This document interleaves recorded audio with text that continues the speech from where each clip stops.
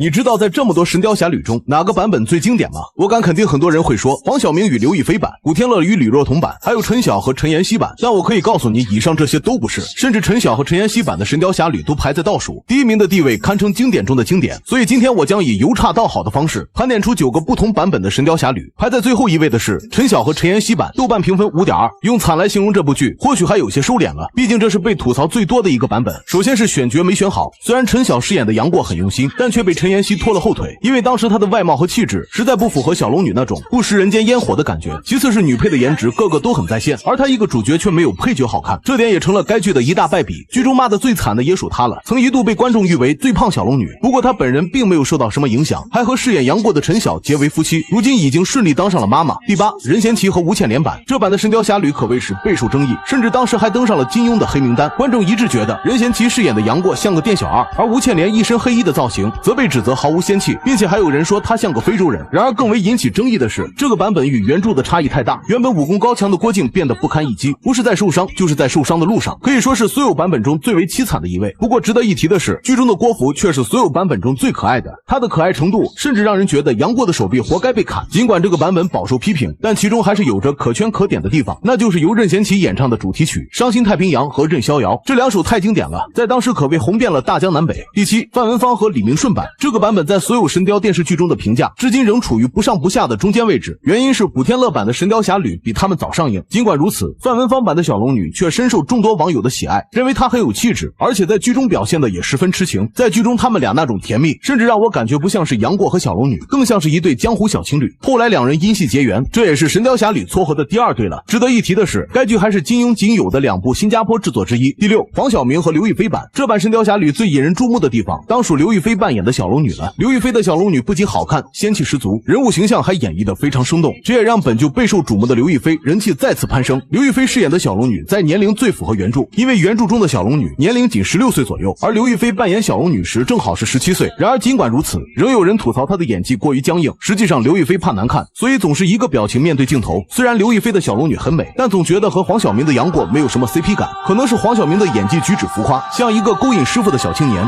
但他好像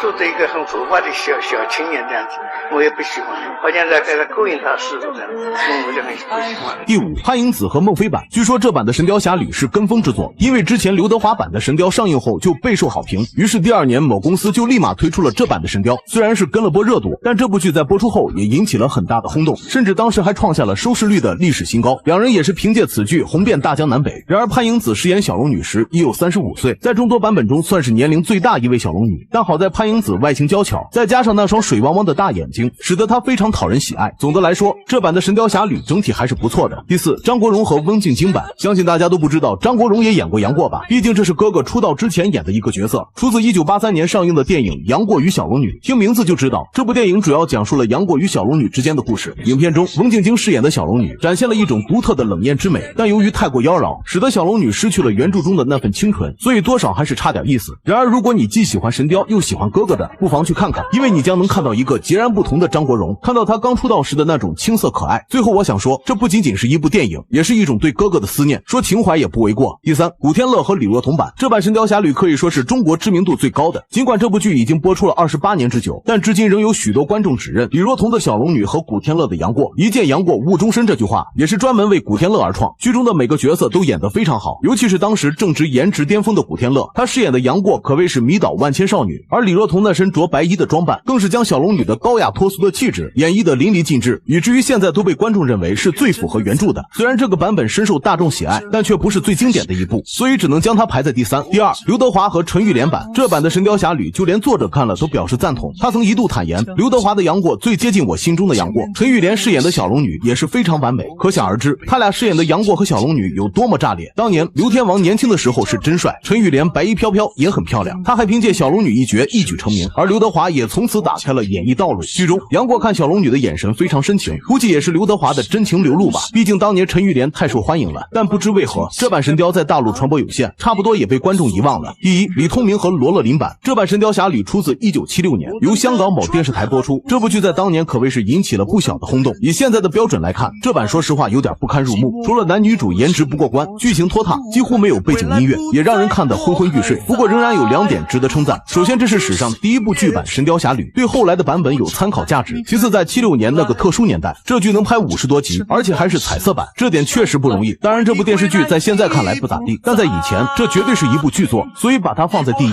实至名归。